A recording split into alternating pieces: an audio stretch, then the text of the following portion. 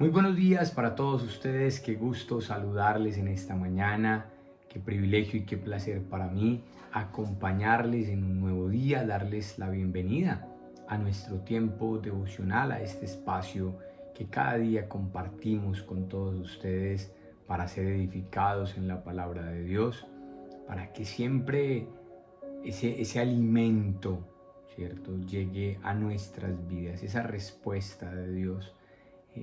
Esos mensajes que a veces no necesitamos escuchar mucho, solo necesitamos escuchar esa palabra precisa en el momento perfecto, cuando cada uno de nosotros lo más lo necesita, y Dios sabe de ello. Dios es consciente de nuestra necesidad y por eso siempre será oportuna su intervención, siempre será oportuna su aparición en nuestras vidas, su presencia en cada uno de nosotros. Y bueno, ya hoy es jueves 27 de marzo. El reloj sigue avanzando, los días siguen pasando y bueno, vamos despidiéndonos ahora sí de este mes de marzo, de este primer trimestre del año 2025, el primer cuarto del siglo del siglo, ¿no?, actual. Ahí estamos, ahí vamos en la marcha. Y bueno, hoy quiero hablarles justamente ahora sí a mención a ese momento, Jesús como nuestro alimento. Pero hay que decir, no cualquier clase de alimento, sino mi alimento eterno. Siempre lo voy a tener a Él, siempre voy a contar con Él, siempre voy a poder disfrutar de Él. Y pues obviamente decir de todo lo que Él tiene preparado para cada uno de nosotros.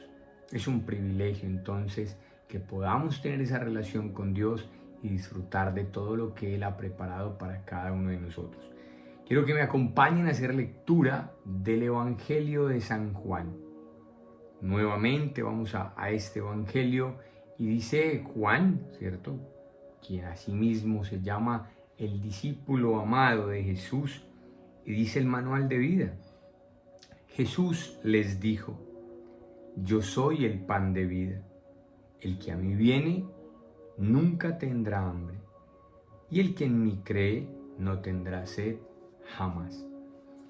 Y acá podemos pensar, ¿cierto?, al estilo de muchos seguidores de Jesús, es que Jesús nos va a dar el alimento, que Jesús provee un pedazo de pan, que Jesús suple o sacia una necesidad. Podríamos ver de esa manera, y creo que para los discípulos, puntualmente para los discípulos de Jesús, no era tan difícil entender de qué les hablaba. O más que entender, no era difícil aceptar esa realidad y esa condición que Él les estaba colocando. Aquello que Él les decía a cada uno, ¿cierto? Porque pues, no era simplemente darle pan al hambriento. No era simplemente saciar una necesidad. Los discípulos de Jesús habían visto cómo de una manera, llamémoslo así, milagrosa, Jesús había alimentado a miles. Ellos vieron con sus ojos cómo los panes y los peces se multiplicaban y se multiplicaban hasta saciar a una multitud.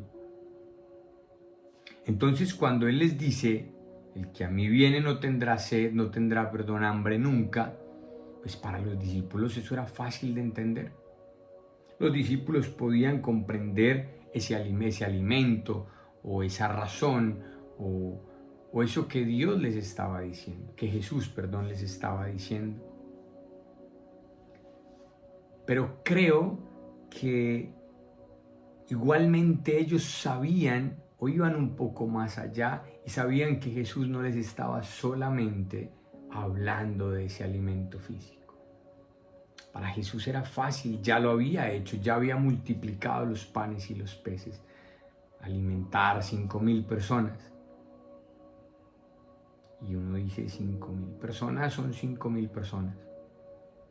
Darle comida a tanta gente no era una tarea sencilla, pero Jesús lo había hecho. Entonces para los discípulos no era difícil entender y creer esto, pero sabían que Jesús iba mucho más allá cuando les dice: el que en mí cree no tendrá sed jamás. Y acá viene algo muy impactante, que seguramente para usted y para mí no es tan sencillo, pero para los discípulos de Jesús sí, por su profesión, por su oficio, por su lugar aún de habitación, de residencia, porque acá hay algo muy importante, y es pues un renglón sobresaliente en la economía de Israel en aquella época. Pues era la cría, ¿cierto?, de ovejas. Habían muchos pastores en aquella región, y se dedicaban pues a este oficio. De hecho, no sé, hay hombres muy sobresalientes como el mismo David, de quien hablábamos el día de ayer, que antes de llegar a ser ese gran rey en Israel, pues fue pastor de ovejas. Y entonces las personas conocían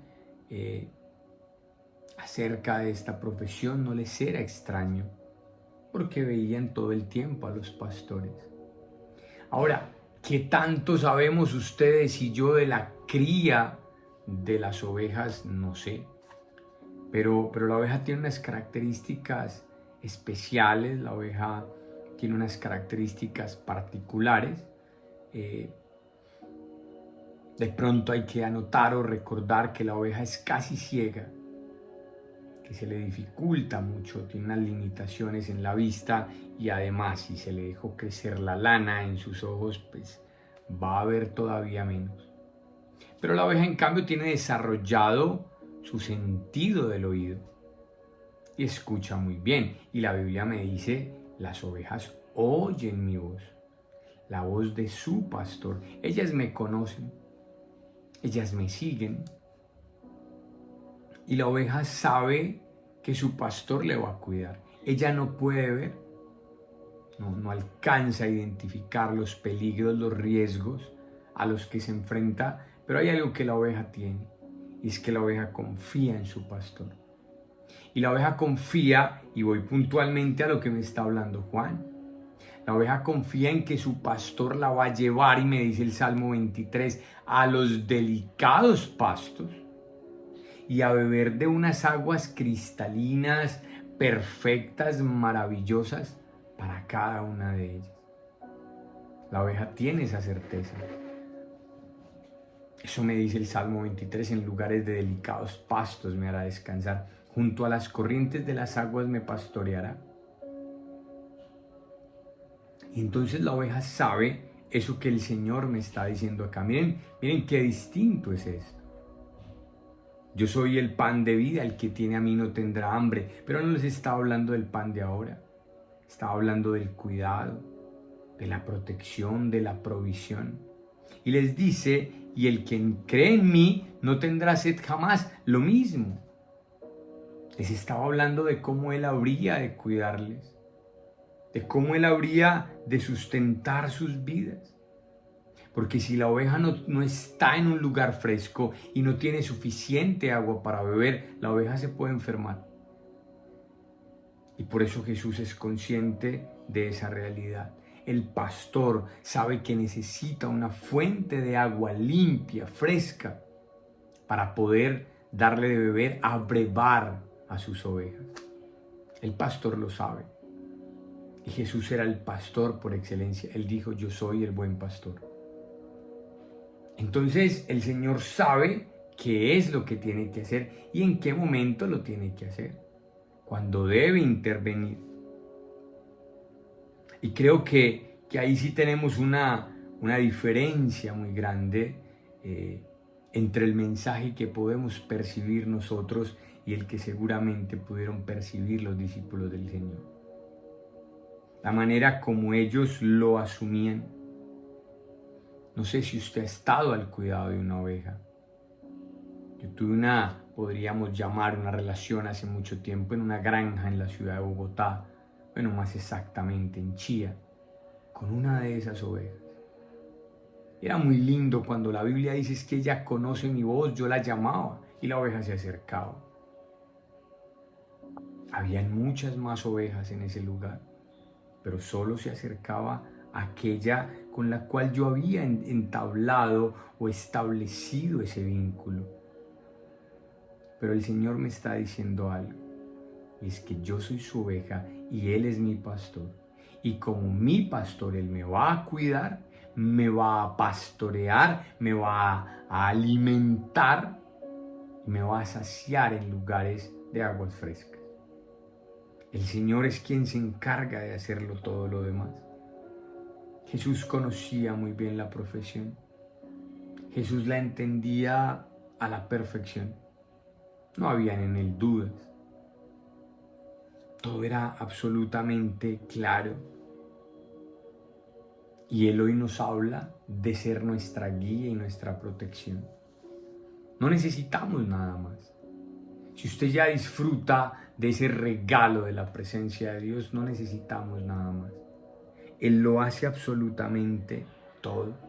¿Qué necesita el Señor? Y ahí es donde ustedes y yo actuamos nuestra voluntad, nuestra determinación para ser parte del rebaño, porque Él no te va a obligar. Entonces tú tienes que disponerte y permitir que Él trate tu vida, que Dios te moldee, que Dios te haga, que Dios te forme, que Dios se glorifique en ti. Tiene que ser tu decisión. La labor de los discípulos era creer en su pastor. La labor de los discípulos era permanecer siempre cerca de Él. Hace muchos años aprendí una frase que nunca se me olvidó.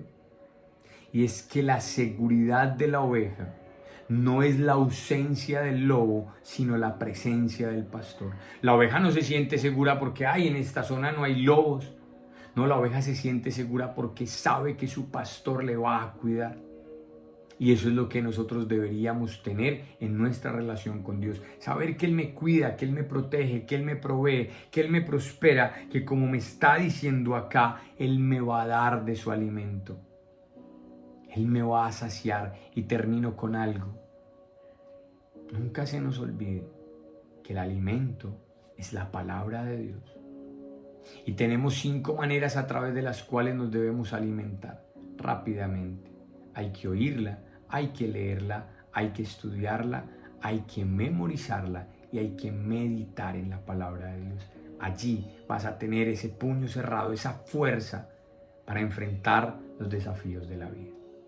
Les invito a que oremos y a que le demos gracias a nuestro buen Dios. En esta mañana, Padre, nos acercamos a tu presencia para darte gracias por un día más, por el privilegio de estar delante de ti. Gracias, Señor, por permitirnos ver tu amor y tu fidelidad. Gracias, bendito Padre, porque entendemos que tú, papá, tienes el control. Dígale a Dios: yo te cedo el control de mi vida. Haz de mí esa persona que tú quieres que yo sea, en mi hogar, en mi familia y en mi trabajo. Y ahora, Señor, acompáñanos, guarda a tus hijos y a tus hijas en este día y que tu bendición sea sobre todos nosotros. Te lo pedimos y te oramos dándote gracias en el nombre de Jesús. Amén. Bueno, y llegamos entonces al final de nuestro devocional en esta mañana, esperando como siempre que sea de su agrado, que cada meditación, cada reflexión llegue a lo más profundo de su corazón. Compártala con sus familiares y amigos. El día de mañana los espero nuevamente para que nos encontremos en este tiempo. Un feliz día para todos ustedes y que Dios los bendiga.